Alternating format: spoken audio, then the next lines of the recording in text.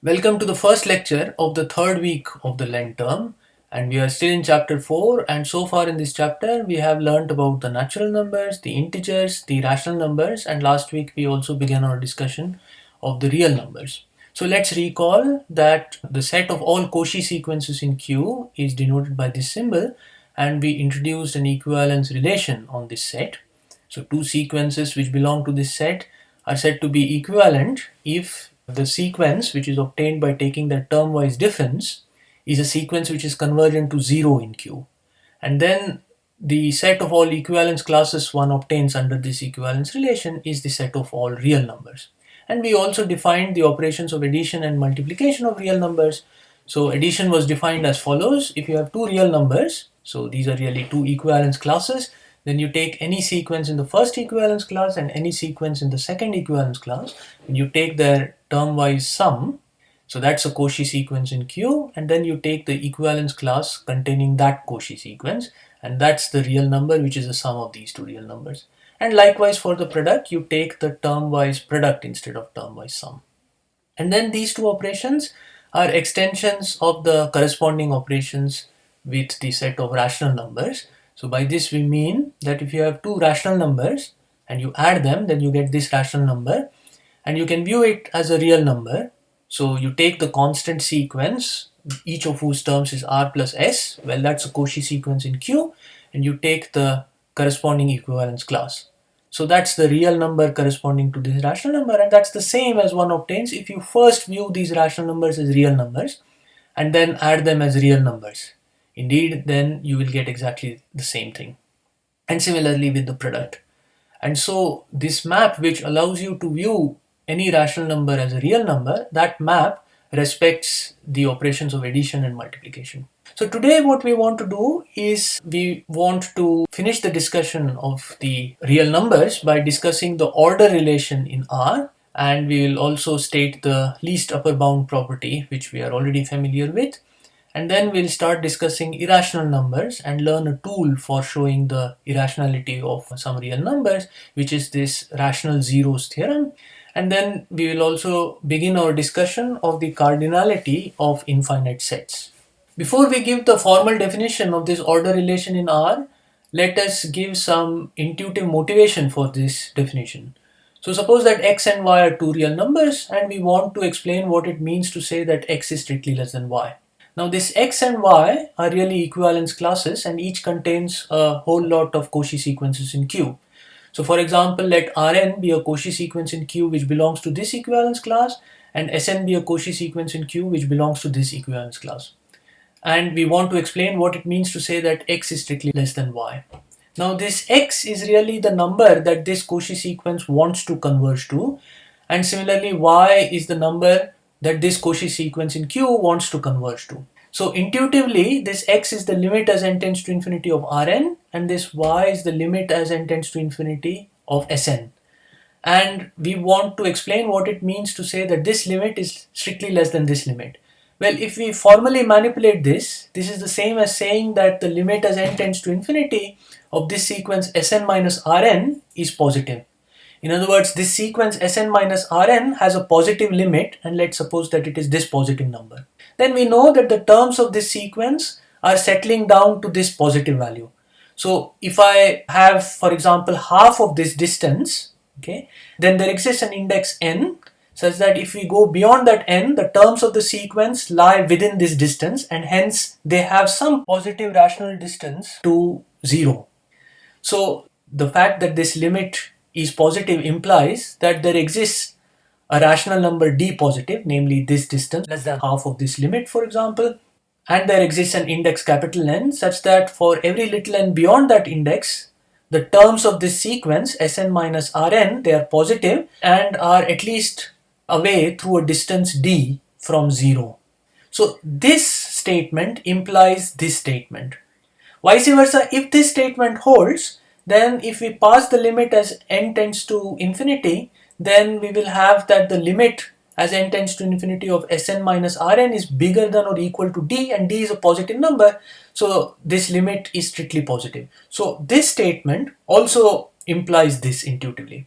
And so Since x strictly less than y intuitively was the same as this, which is in turn equivalent to this statement, we take this as the definition of what it means to say that the real number x is strictly less than the real number y. So here is now the formal definition of this order relation in R. Let x and y be two real numbers, and let us suppose that Rn is a Cauchy sequence in Q which belongs to this equivalence class, and Sn is a Cauchy sequence in Q which belongs to this equivalence class. Then we say that x is strictly less than y, or sometimes we also say that y is strictly bigger than x if there exists a rational distance d, which is a positive number, and there exists an index capital N such that for every index little n which is bigger than this capital N, Sn minus Rn is strictly bigger than d. And we'll soon see that this definition is well defined, so it does not depend on which representatives you select in these equivalence classes. But let us first see an example. So we have already seen that every rational number can be viewed as a real number. So if R is a rational number, then we can view it as a real number as follows. You take the constant sequence, each of whose term is R, that's a Cauchy sequence in Q, and you take the equivalence class containing that Cauchy sequence in Q, and that real number is the one associated with this rational number. And then we have seen that this is an injective math which respects addition and multiplication, and now we also show that it respects this order relation. So this new order relation defined in the set of real numbers is an extension of the old order relation in Q, by which we mean that if R and S are two rational numbers such that R is strictly less than S as a rational number, so this is the order relation in Q, then when you view these rational numbers as real numbers, and let's denote them by boldface R and boldface S, then in fact this real number that you get is strictly less than this real number that you get, which corresponds to S. And this order relation is the order relation that we have just described. So what do we have to see? Well, these are representative Cauchy sequences in these equivalence classes, and then we have to show that there exists a rational number d which is positive, and there exists an index capital N such that beyond that index, if I take the nth term of this, which is always S, and the nth term of this, which is always R, then that term minus this term is bigger than D. So we want S minus R is bigger than some rational number beyond a certain index. We already know that S minus R is a positive number, positive rational number. We can take half of that and take that as our D, and that will do the job. So let's take D as the rational number which is S minus R divided by 2. Now since S minus R is positive, when I multiply it by the positive rational half, that will still be a positive number. And let us take the index capital N equal to 1. Then for every little n beyond this index capital N, you have that Sn minus Rn. Well, Sn is always S and Rn is always R, and that is bigger than S minus R divided by 2, and that we are taking as our D. So you have that if I take the nth term of this sequence minus the nth term of this sequence, then that's always bigger than D beyond this index capital N. And so we have that this real number is strictly less than this real number. Now since we know that the rational number 0 is strictly less than the rational number 1, in particular it follows that when you view them as real numbers, and that was this additive identity in the set of real numbers which we denoted by boldface 0 last time, is strictly less than the real number corresponding to the rational number 1, which is this multiplicative identity with respect to real number multiplication. And so we get that the real number 0 is strictly less than the real number 1. Okay, so now let us show that this notion is well defined, that is, it does not depend on which Cauchy sequence in Q you take from this equivalence class and which Cauchy sequence in Q you take from this equivalence class. So let us check the well-definedness of this order relation. So suppose that x and y are two real numbers, and let Rn and Rn prime be two Cauchy sequences in Q which belong to this equivalence class, and Sn and Sn prime are two Cauchy sequences in Q which belong to this equivalence class. And let us suppose that there exists a rational number d which is positive and an index capital N such that beyond this index Sn minus Rn is strictly bigger than d. Then based on the definition, we would deem the real number y to be strictly bigger than the real number x. Now let us show that had we used these other sequences Rn prime and Sn prime, we would have reached the same conclusion. So what we want to show is that there exists a rational number d prime which is positive and some index capital N prime such that beyond that index Sn prime minus Rn prime is bigger than d prime. What we know is that these two are in the same equivalence class, so we know that Rn prime minus Rn converges in Q to 0, and similarly these two are related to each other because they are in the same equivalence class, and so the sequence Sn prime minus Sn converges to 0 in Q. We want to show this statement. So we want to look at Sn prime minus Rn prime, and I know things about Sn prime minus Sn and Rn prime minus Rn, and as yet we don't see Sn and Rn over here. So let's artificially introduce this. So we have Sn prime minus Rn prime is, I'll add and subtract Sn and add and subtract Rn, so that this is equal to Sn prime minus Sn plus Sn minus Rn plus Rn minus Rn prime. Now I know that Sn minus Rn, that's bigger than this rational number d, and we know that this can be made small because of this thing, and this can be made small. So if I make it smaller than this distance level d, then we can have this overall thing still stay positive. So what we do is, based on this convergence, we know that given the positive rational number d by 4, there exists an index capital N1 such that beyond this index capital N1, the distance of this to 0, which is this thing, is less than d by 4. And similarly, since Sn prime minus Sn converges to 0 in Q, given this rational number d by 4, which is a positive number, there exists an index capital N2 such that beyond that index capital N2, the distance of this nth term to 0, which is this quantity, is less than d by 4. And then since this is equivalent to saying that Rn prime minus Rn is strictly less than d by 4 and strictly bigger than minus d by 4, we know that Rn minus Rn prime is bigger than minus d by 4, right? Because if I rearrange this and take all this stuff to this side and d by 4 on the other side, it reads Rn minus Rn prime is bigger than minus d by 4, this inequality. Because of that we have this thing, and this is for little n bigger than capital N1, and similarly this thing is also bigger than minus d by 4 because for little n bigger than capital N2, you have that Sn prime minus Sn is strictly bigger than minus d by 4, and this comes about again because of this thing. And so we have that for the n's such that it's bigger than capital N1, capital N2 and capital N, we'll have all of these inequalities holding, so that Sn prime minus Rn prime is strictly bigger than d by 2, which is positive. So we can take this d prime to be equal to d by 2. So here is now the formal proof. So let capital N prime be equal to capital N from over here, capital N1 from over here, and capital N2 from over here. This is some natural number, and let d prime be equal to d by 2. Then for every little n bigger than capital N prime, this little n will certainly be bigger than capital N, so that this is bigger than d, and this little n will also be bigger than capital N1, so that this is true, and in particular this is true, right? So that we have that Rn minus Rn prime is bigger than minus d by 4.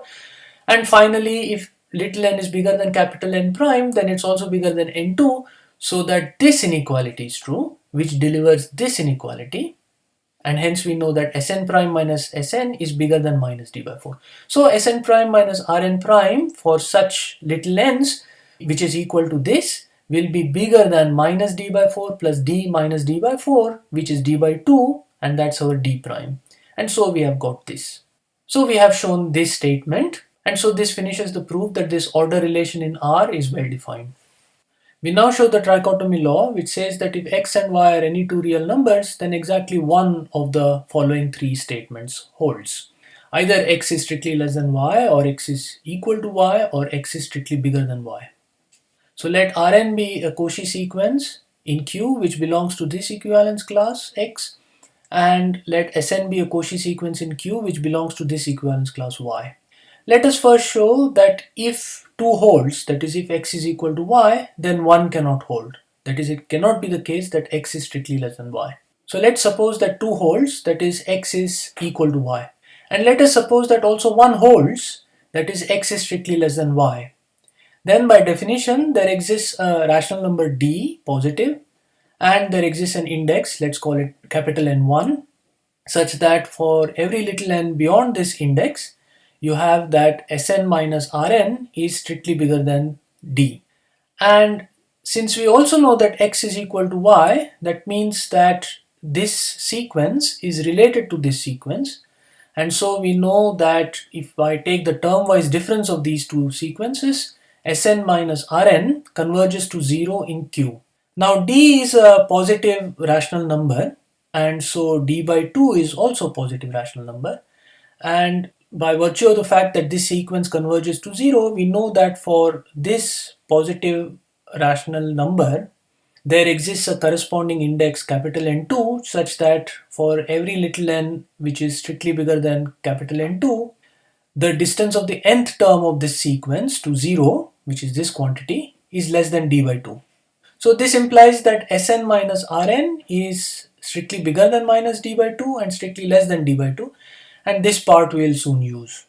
Now for any little n which is bigger than this capital N1 plus capital N2, in particular little n is bigger than capital N1 so that this holds, and little n is bigger than capital N2 so that this also holds. So this means that Sn minus Rn on the one hand is strictly less than d by 2, and on the other hand it's strictly bigger than d, and so by transitivity this delivers us that d by 2 is strictly bigger than d. So if I add minus d by 2 to both sides, then I get that 0 is strictly bigger than d by 2, and if I multiply both sides by the positive number 2, then I get 0 is strictly bigger than d. But that's a contradiction to the fact that d is a positive number. So this contradiction shows that our assumption that 1 holds cannot be true, and so we have managed to show that if 2 holds, then 1 cannot hold. So we have shown that if 2 holds, then 1 cannot hold. And now by swapping x and y, it follows that also if 2 holds, then 3 cannot hold. And from this we also get the contrapositives, namely that if 1 holds, then 2 cannot hold, and if 3 holds, then 2 cannot hold. So it remains to show that at least one of these statements does hold, and that 1 and 3 are mutually exclusive. Now it's either the case that x is equal to y or x is not equal to y. Now if x is equal to y, then we have shown that 1 cannot hold and 3 cannot hold. And in the case when x is not equal to y, we'll show that exactly one of the cases, x strictly less than y or x strictly bigger than y, holds. And that will complete the proof of the trichotomy law. So let us suppose that x is not equal to y, and then we'll show exactly one of the two cases, x is strictly less than y or x is strictly bigger than y, must hold. Now since x is not equal to y, that means that this sequence is not related to this sequence. So it is not the case that their term-wise difference, Rn minus Sn, converges to 0 in Q.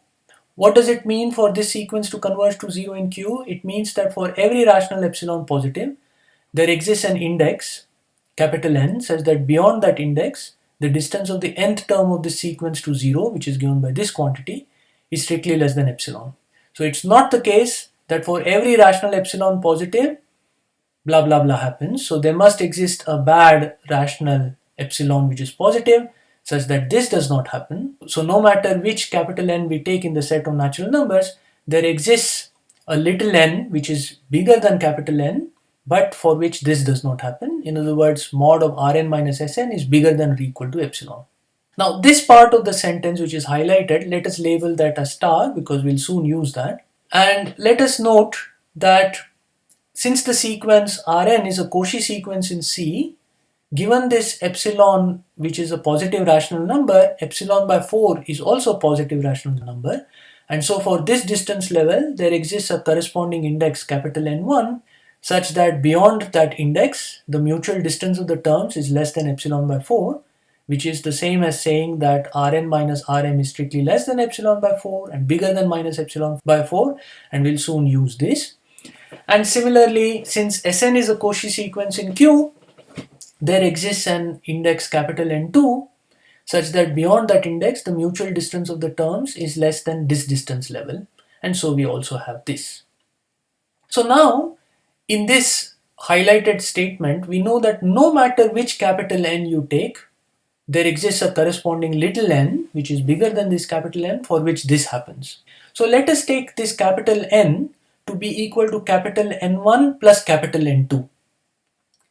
So if we take that in this statement, then there exists a corresponding index n star which is bigger than the capital N in question, which we have taken to be capital N1 plus capital N2, for which this happens. So mod of Rn star minus Sn star is bigger than or equal to epsilon, and that's a positive number. So that shows that this Rn minus Sn cannot be equal to 0. But by the trichotomy law for the order relation in Q, this means one and exactly one of the following two cases must hold, that either Rn star minus Sn star is strictly less than 0 or Rn star minus Sn star is strictly bigger than 0. So we know that these two cases are mutually exclusive and one of them has to happen. Now we'll show that in this case we will have that the real number x is strictly less than the real number y, and in this other case we will show that the real number y is strictly less than the real number x, and that will complete the proof. Okay, so let's first show that the real number x is strictly less than the real number y in this case.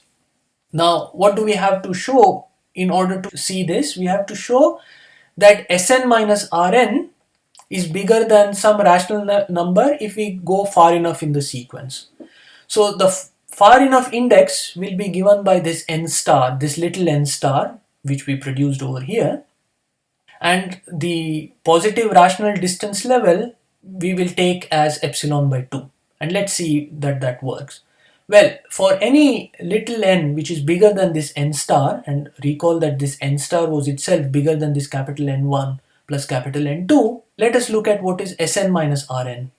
Well, I'll add and subtract these terms Sn star and Rn star, so that this Sn minus Rn is Sn minus Sn star plus Sn star minus Rn star plus Rn star minus Rn, yeah, because these two cancel and these two cancel, leaving Sn minus Rn which we started off with.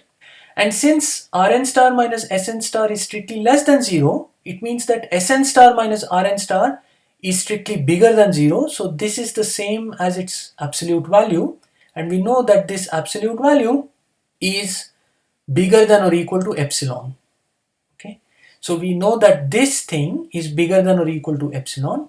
Meanwhile, we know that whenever any two indices are bigger than this capital N1, we know that the mutual distance of the Rn terms is less than epsilon by 4, right? And now since this little n is bigger than n star, in particular it's bigger than capital N1, and also n star is bigger than capital N1, and so we know that this is bigger than minus epsilon by 4 because of this thing. So because of that, this is bigger than minus epsilon by 4, and similarly this little n is also strictly bigger than n2 and n star is bigger than n2, so we also know that this happens, and in particular this is bigger than minus epsilon by 4. So we also know that this quantity is bigger than minus epsilon by 4. But the net sum of these things is equal to epsilon by 2, which is a positive rational number.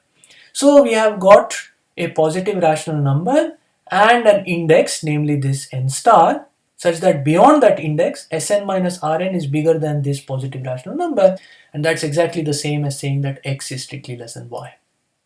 The proof for the second case, when Rn star minus Sn star is strictly bigger than 0, which yields that the real number y is strictly less than the real number x, is very similar. So let's go through that also.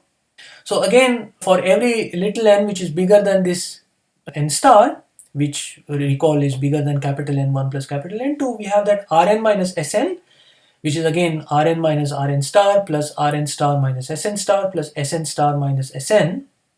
This inner thing is equal to its own modulus, and we know that that is bigger than or equal to epsilon. So we know that this middle thing is bigger than or equal to epsilon, and since this little n is bigger than n1, we have that Rn minus Rn star is bigger than minus epsilon by 4. So we know that this is bigger than minus epsilon by 4.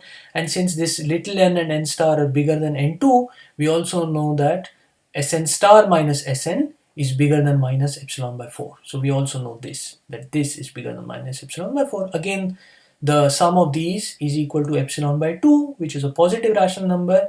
And so I have that for every little n beyond this index, Rn minus Sn is bigger than this positive rational number, so that y is strictly less than x.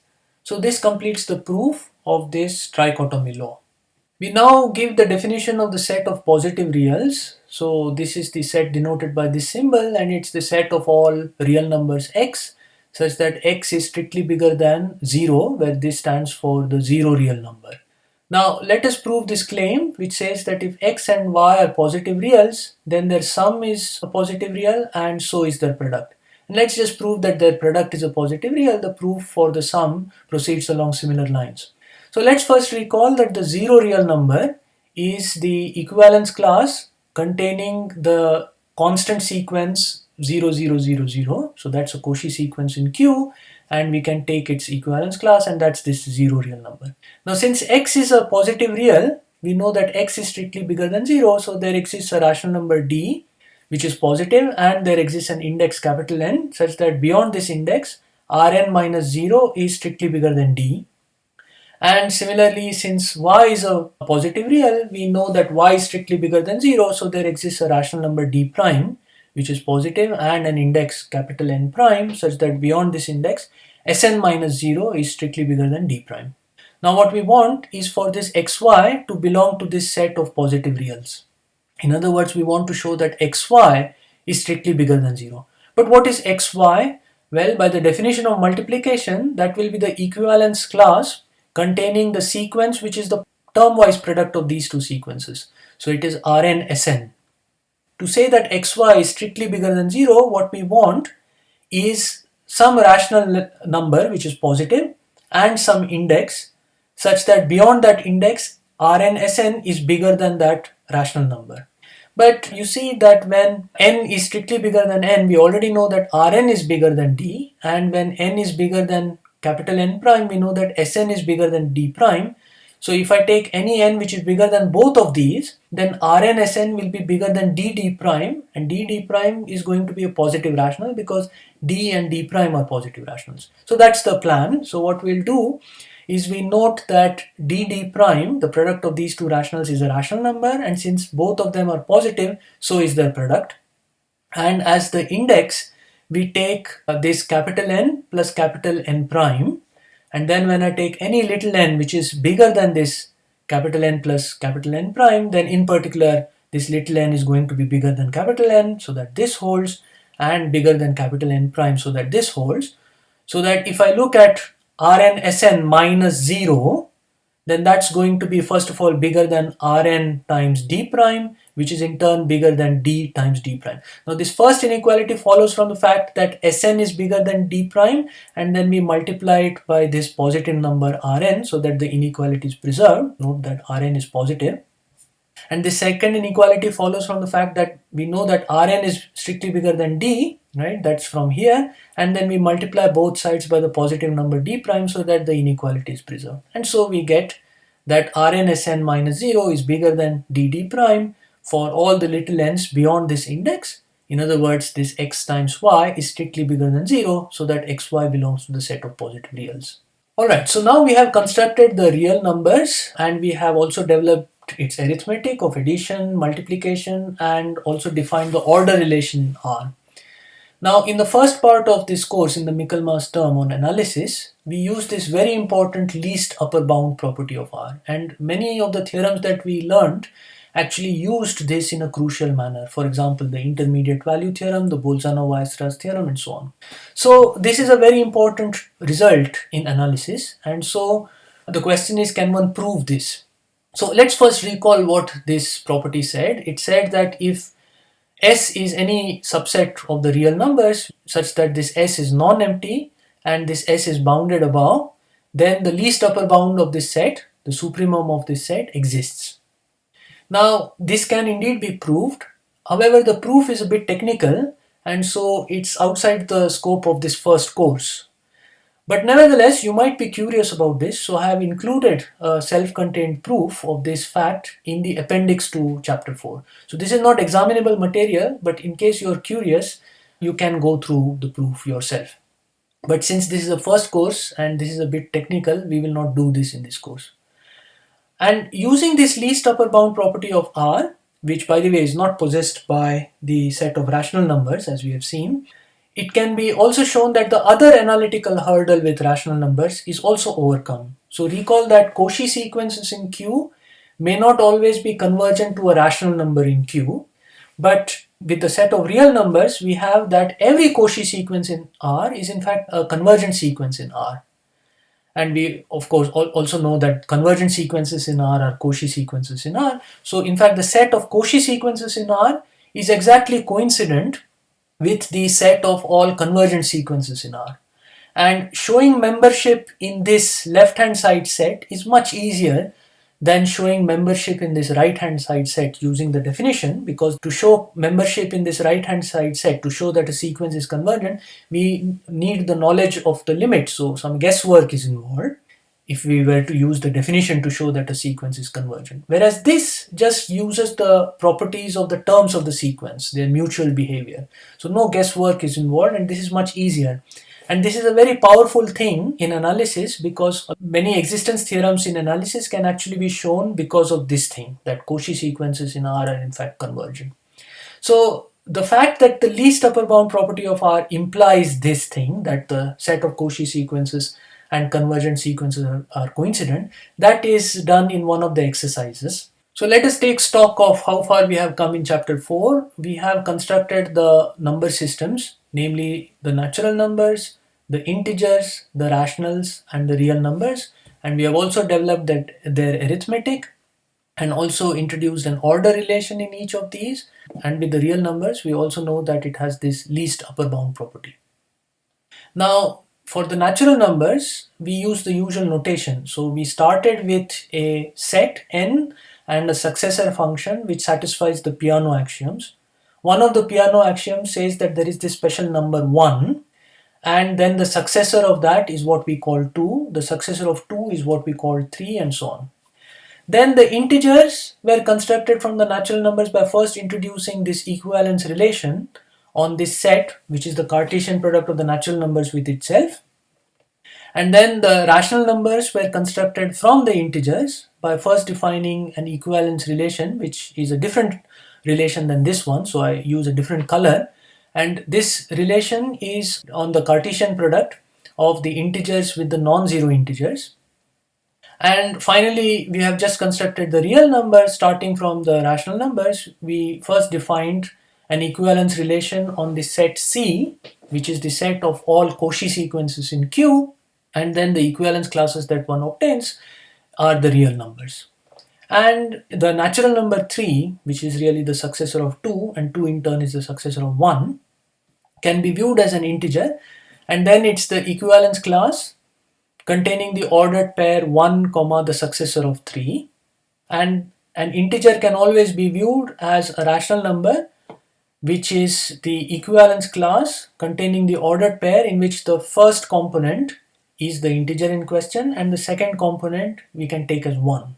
Finally, every rational number can be viewed as a real number, and the real number in question is then the equivalence class containing the sequence, which is the constant sequence, all of whose terms are the rational number in question. Now, if we insist on using precise notation, then even for a simple number like the natural number, which is viewed as an integer, which is then viewed as a rational and then viewed as a real number, you will get some ghastly notation like this. So we cannot really proceed in mathematics by insisting on writing such elaborate notation. So from now on in this course and in the rest of mathematics, of course, we use the usual notation that we are used to. For example, the natural number 3 can be viewed as an integer, but then we don't use this cumbersome notation but just represent it as 3. And then this integer can be viewed as a rational number, and instead of using this elaborate notation we just represent it by 3 again. And similarly, this rational number can be viewed as a real number, and in principle one would have to use this notation, but we again use the simplified notation and we just represent it by 3 again. Similarly, the integer minus 3, when thought of as a rational number, we use the same symbol, and when that is thought of as a real number, we still use the same symbol.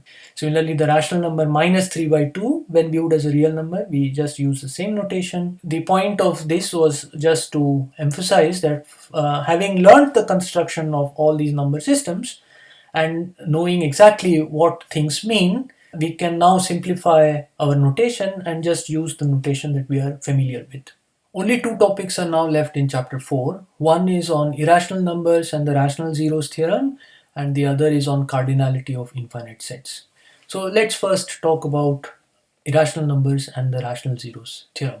So first of all, the set of irrational numbers is the set of those real numbers which are not rational.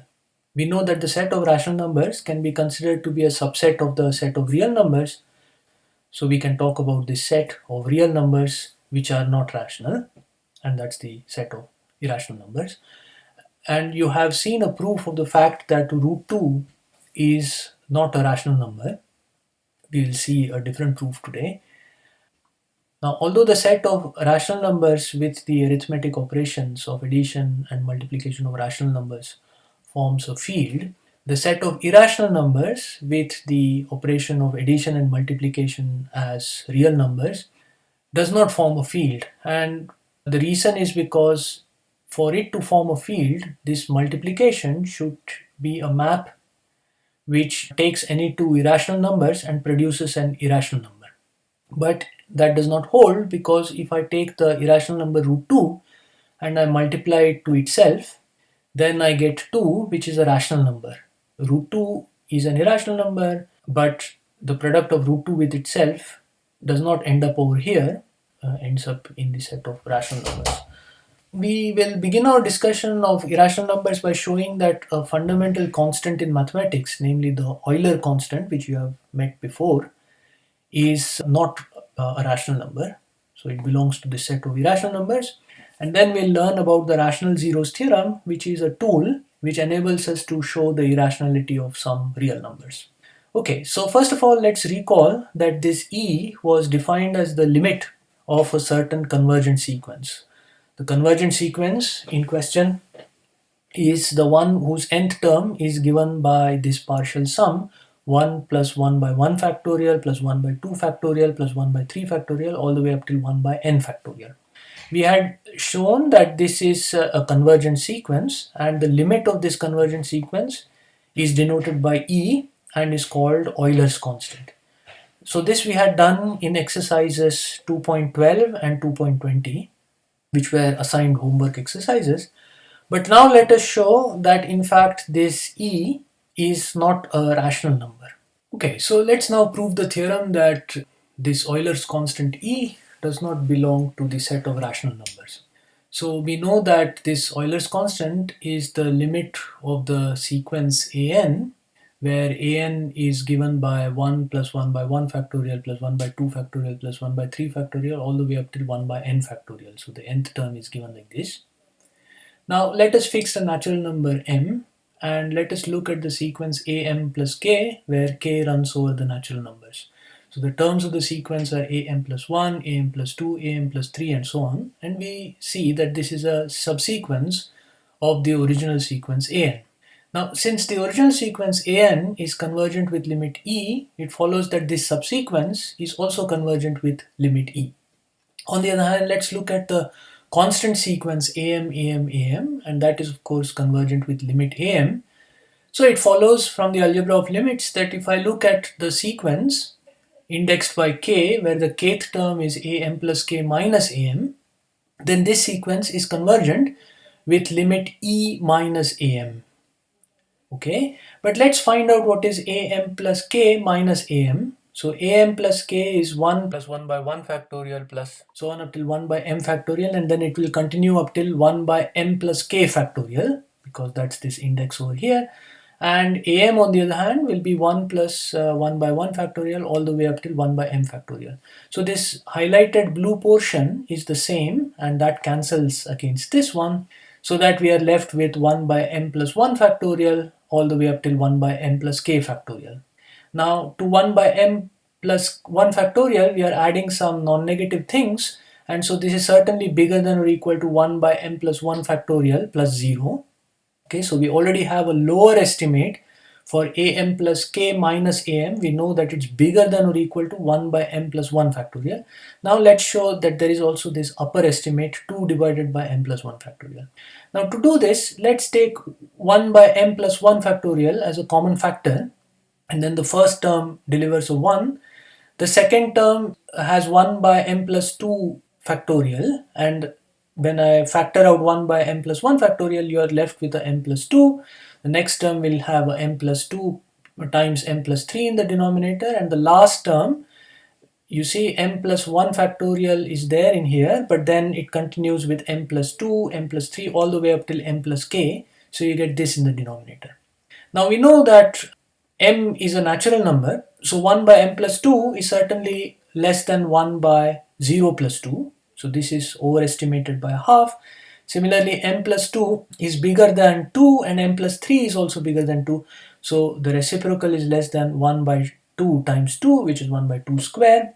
And similarly, each of these m plus 2 up till m plus k is bigger than 2, and so if I replace each of them by 2, then this product is less than 1 by 2 to the power k minus 1. Why k minus 1 is because you see this goes from m plus 1 plus 1 up till m plus 1 plus k minus 1, so there are k minus 1 factors here. So you get this, but this is the sum of the terms of a geometric progression with a common ratio half.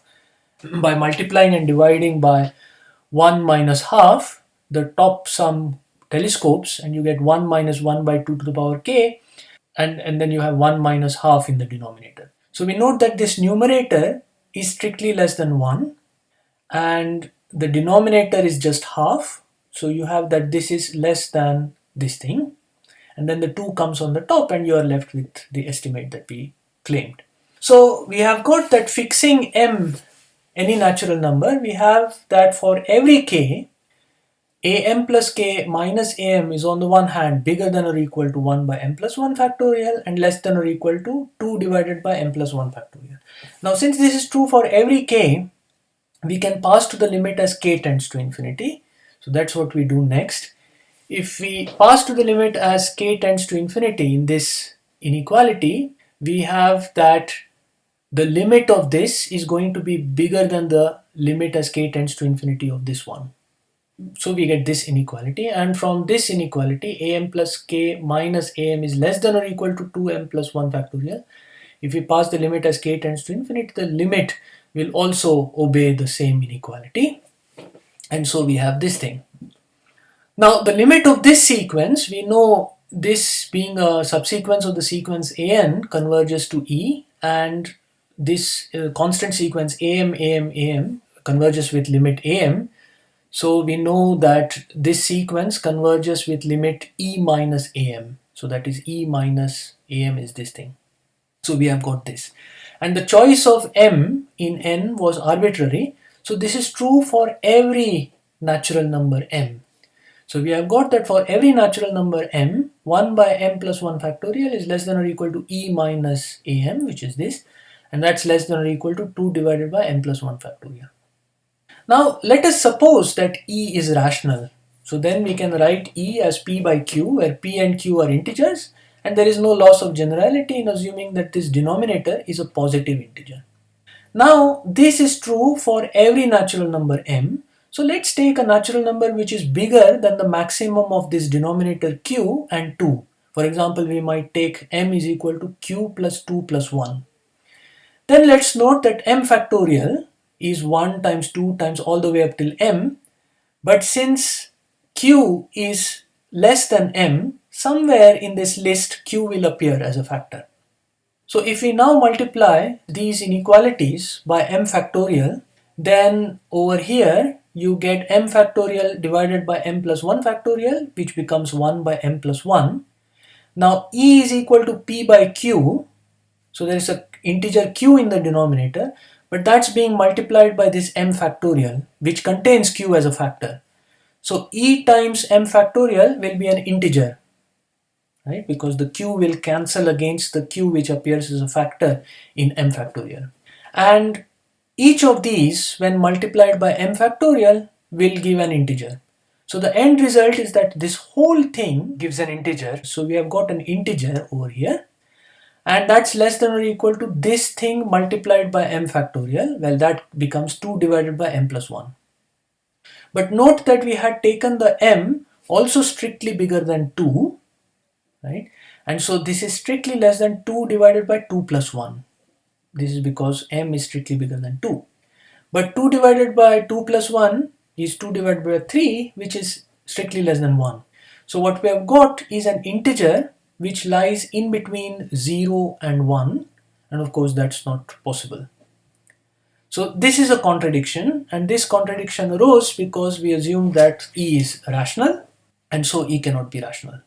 So next we will learn about the rational zeros theorem, but first let us develop some terminology. So first of all, a polynomial function, or sometimes simply called a polynomial, is a function p from R to R such that there exists an integer d which is non-negative, and there exist real numbers c0, c1 all the way up till cd, such that p of x is given by c0 plus c1x plus c2x square all the way up till cd times xd for all x's in R.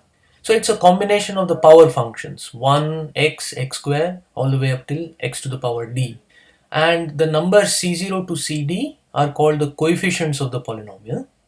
And if the leading coefficient cd is not equal to 0, then we call d the degree of the polynomial. And if cd is equal to 1, then we say that the polynomial is a monic polynomial. And a real number zeta is called a real zero of p if the function vanishes at that point. In other words, p of zeta is equal to 0. Now, if the coefficients c0 to cd are in fact integers, then we refer to the polynomial as having integer coefficients. And similar terminology can be adopted for other number systems. For example, if all of these are rational numbers, then we say that the polynomial has rational coefficients. And we denote by this symbol zx the set of all polynomials with integer coefficients. The rational zeros theorem involves these polynomials with integer coefficients. So let's see a very simple example. Suppose that the polynomial is given by x square minus 2. So the coefficients are 1 and minus 2, which are integers. So this is a polynomial with integer coefficients. Moreover, the degree of the polynomial is 2. And since the leading coefficient is equal to 1, it's a monic polynomial. And let us note that the real number root 2 is a real zero of this polynomial because p of root 2 is root 2 square minus 2. Root 2 square is equal to 2, so you get 2 minus 2, which is equal to 0. So here is the statement of the rational zeros theorem. Roughly speaking, it says that if you have a polynomial with integer coefficients which has a rational zero of the form m by n, where m and n are integers, then n has to divide cd and m has to divide c0. So here is the precise statement. Let d be a natural number, so this will be the degree of our polynomial.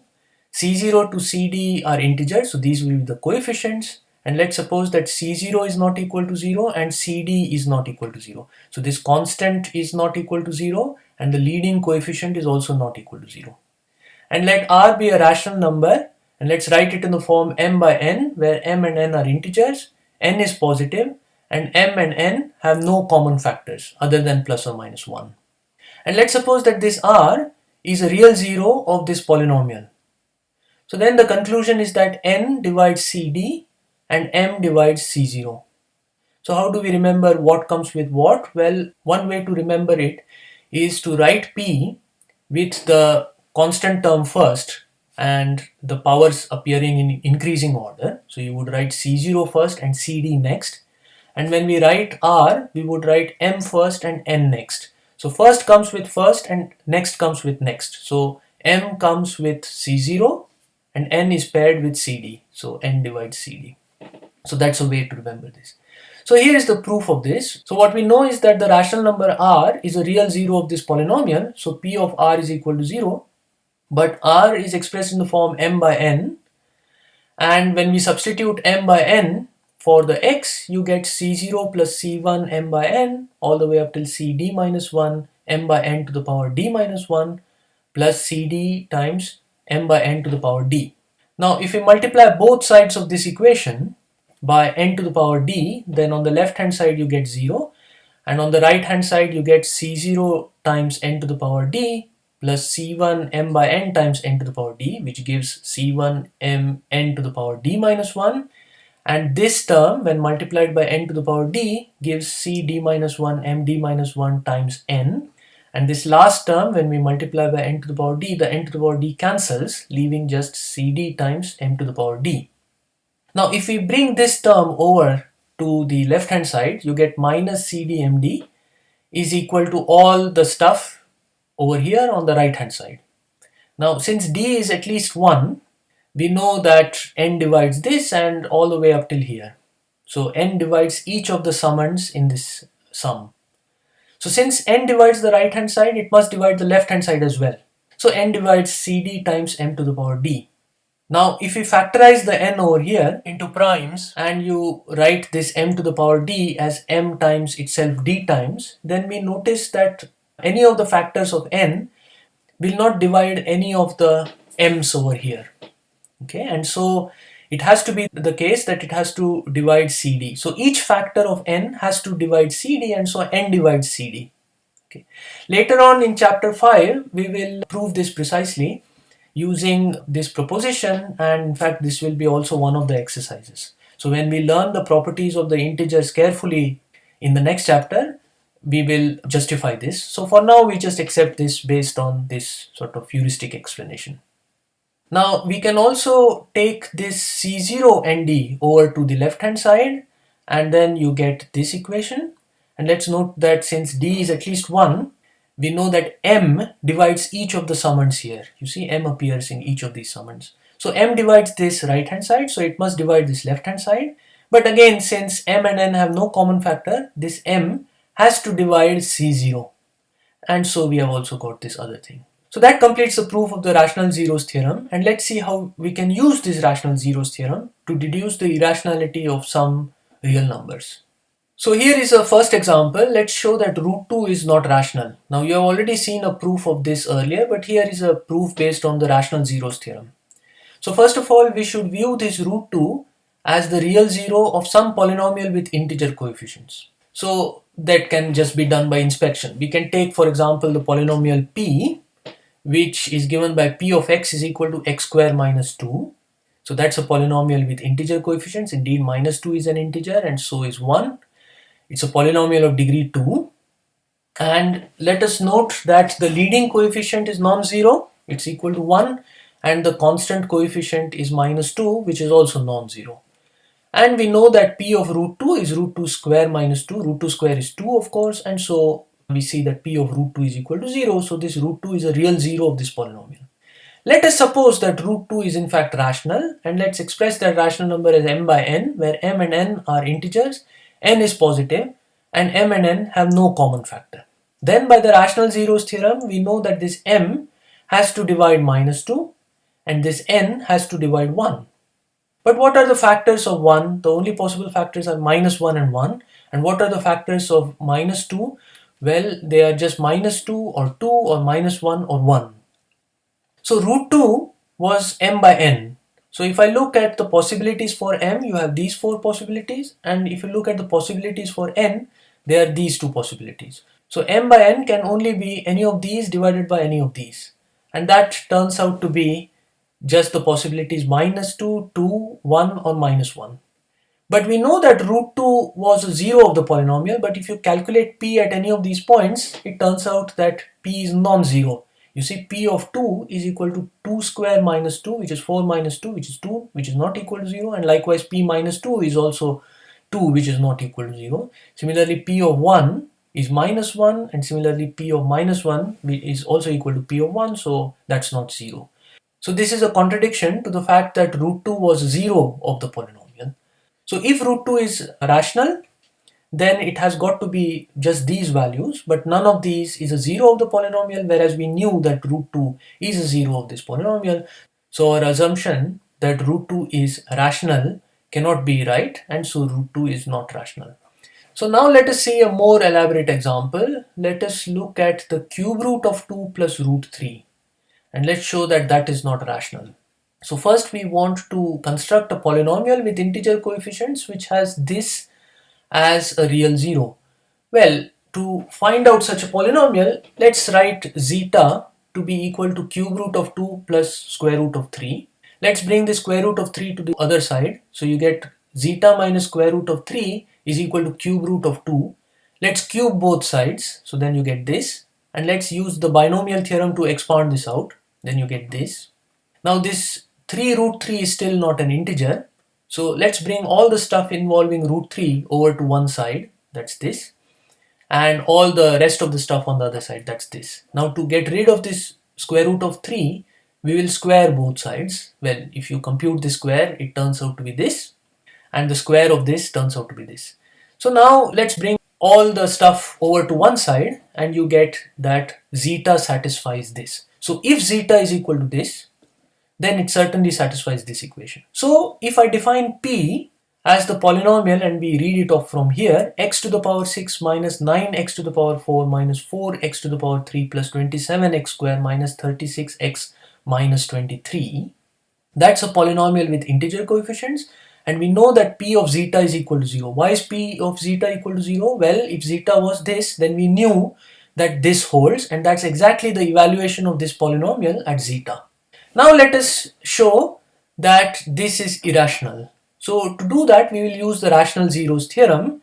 So let's suppose that this is rational, and let's write that rational number in the form m by n, where m and n are integers, n is positive, and m and n have no common factor. So then by the rational zeros theorem, we know that m has to divide the constant term, which is minus 23, and n has to divide the leading term, which is equal to 1. Okay, but the factors of 1 are just plus or minus 1, and factors of minus 23, well, 23 is a prime number, so the factors are minus 23, minus 1, 1 or 23. So the possibilities for m are just these, and the possibilities for n are just these. And zeta, which was this thing, which was equal to m by n, can then just be any of these divided by any of these. Well, the only choices are then minus 23, 23, 1 or minus 1. Now let's show that none of these are actually a zero of the polynomial. So we have to show that P of 23, P of minus 23, P of 1 and P of minus 1 are not zero, and this contradiction will show that our assumption that this is rational cannot be true, because we know that zeta is a zero of this one. Whereas if we assume that it's rational, then zeta can only be any of these, and none of these is a zero of the polynomial. So it remains to be shown that P of 1, P of minus 1, P of minus 23 and P of 23 are non-zero. Now P of 1 is easy to calculate, and we see that that's non-zero. P of minus 1 is also easy to calculate, and that's non-zero as well. But to calculate P of minus 23 and P of 23 will be a lot of work, because you'll have to calculate 23 to the power 6. Now in principle, one can do this by brute force, check that P of minus 23 and P of 23 are not equal to 0. But let's see if there's a slicker way of deducing the same thing.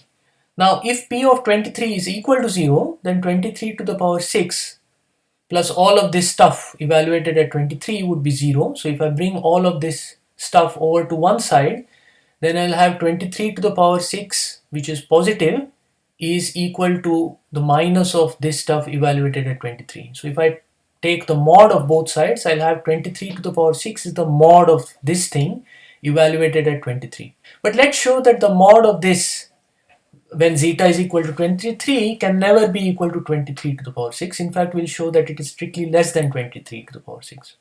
So if I use the triangle inequality over here, this is less than or equal to the sum of the mod of each of these summands. But the largest coefficient which appears here is 36. There are 5 terms here, 1, 2, 3, 4, 5, and the largest power which appears here is zeta to the power 4, so that will at most be 23 to the power 4. So we know that the mod of this by the triangle inequality and these crude estimates is less than or equal to 5 times 36 times 23 to the power 4, and let's show that 5 times 36 is less than 23 square, so that then this will be less than 23 square times 23 to the power 4, which is 23 to the power 6. So 5 times 36 we can calculate is 180. That's less than 400, which is 20 square, and that's less than 23 square. So the mod of this thing is strictly less than 23 to the power 6. And so when x is equal to 23, then this cannot be equal to 0. And by the same argument, p of minus 23, one can see, is also not equal to 0. So this shows that this number is not a rational number. So now we begin with the final topic in chapter 4, which is on cardinality. And this cardinality is, roughly speaking, the number of elements in a set, and it is an indicator of the size of a set.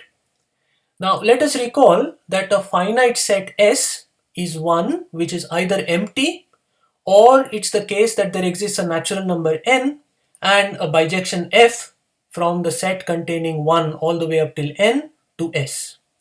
And the set is said to be infinite if it is not finite. In other words, neither is it the case that it is empty, nor is it the case that there exists some natural number n such that there is a bijection f from the set containing 1 to n to S. Let us show that the set of all natural numbers is an infinite set.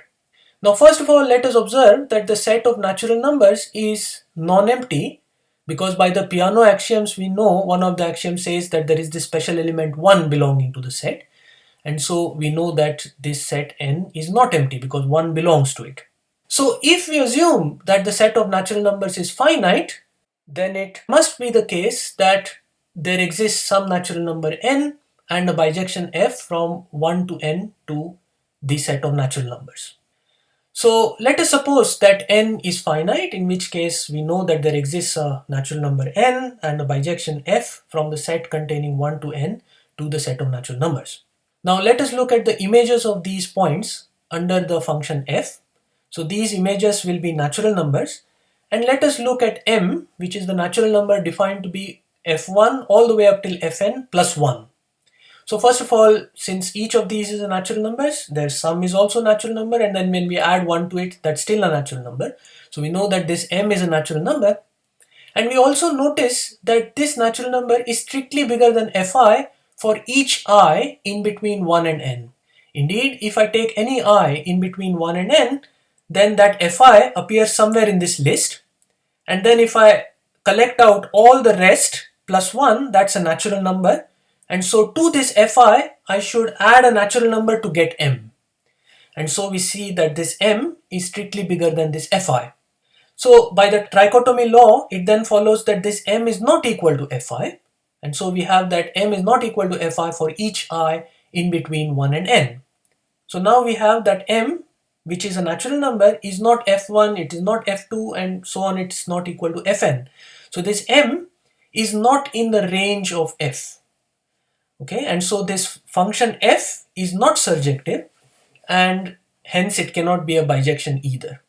So we have arrived at a contradiction, and this contradiction shows that this set of natural numbers cannot be finite. Now for finite sets, the number of elements in the set is an indicator of the size of the set.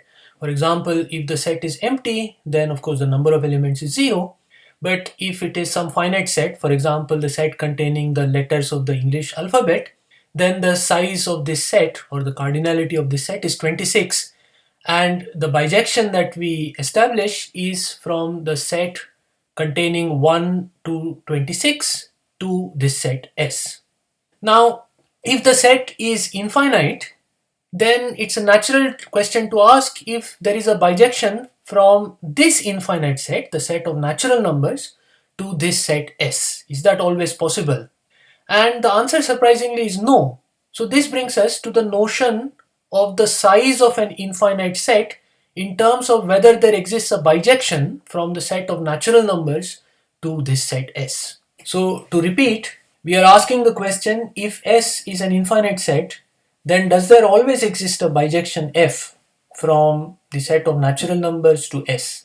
Because we know that if it's a finite set, then there is a bijection from the set containing 1 to n to S for some natural number n. So if the set is infinite, then this is a very natural question to ask, that okay, there is no bijection from the set 1 up till n to S, but maybe if you use the whole set of natural numbers, perhaps then there is always a bijection.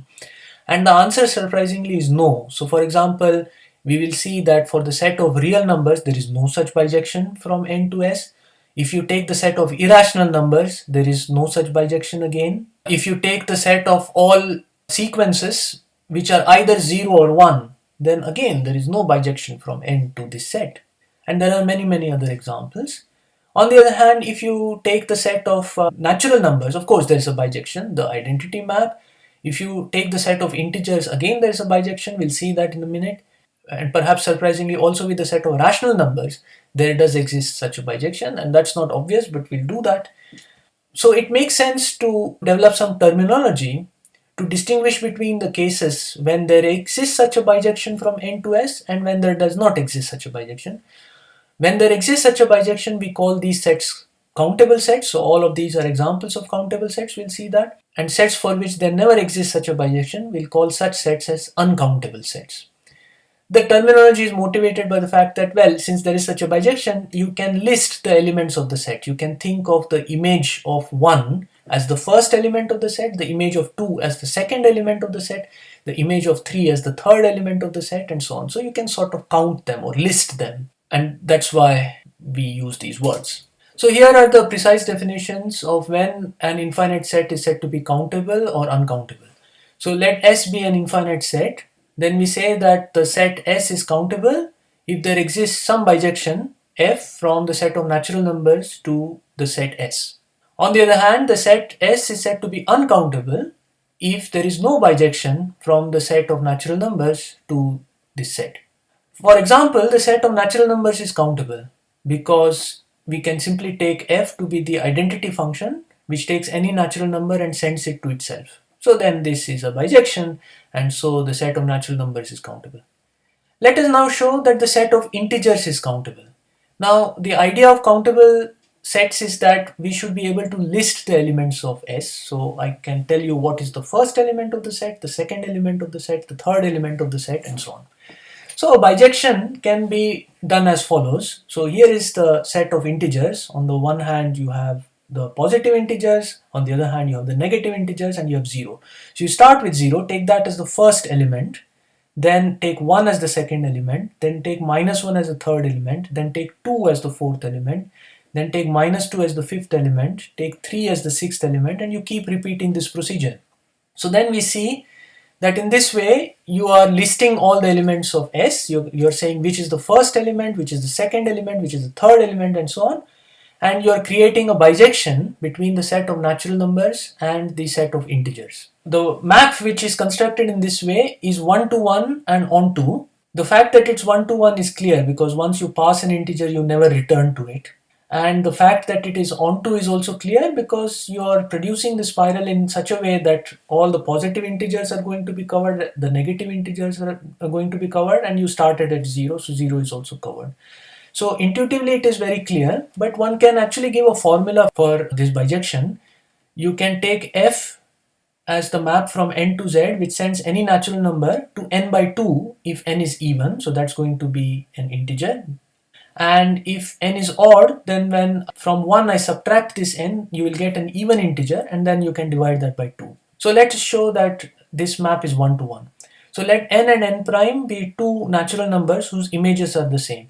Now the images are either of this type or of this type. So suppose that the images of n and n prime are both of this type. So then you will have n by 2 is equal to n prime by 2, but then by multiplying throughout by 2, you see that n is equal to n prime. If the images of n and n prime are both of this type, then you get 1 minus n by 2 is 1 minus n prime by 2, and then you see that n is equal to n prime. So again the points in the domain were the same.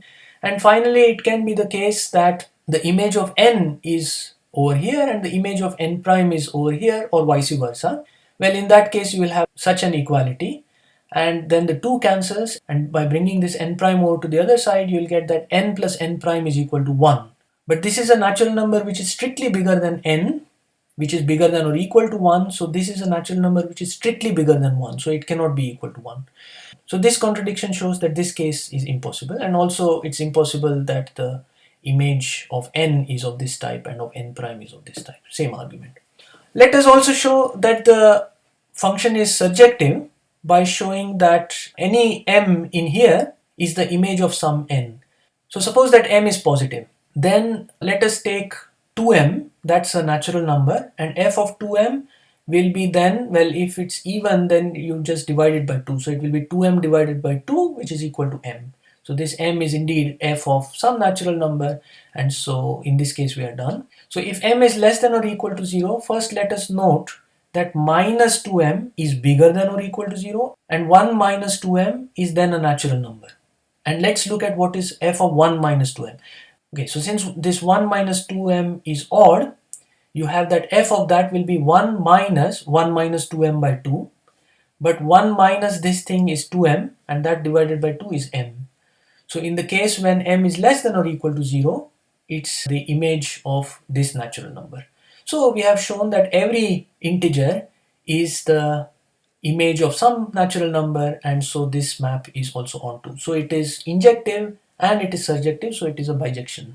So z is countable. The set of integers is countable.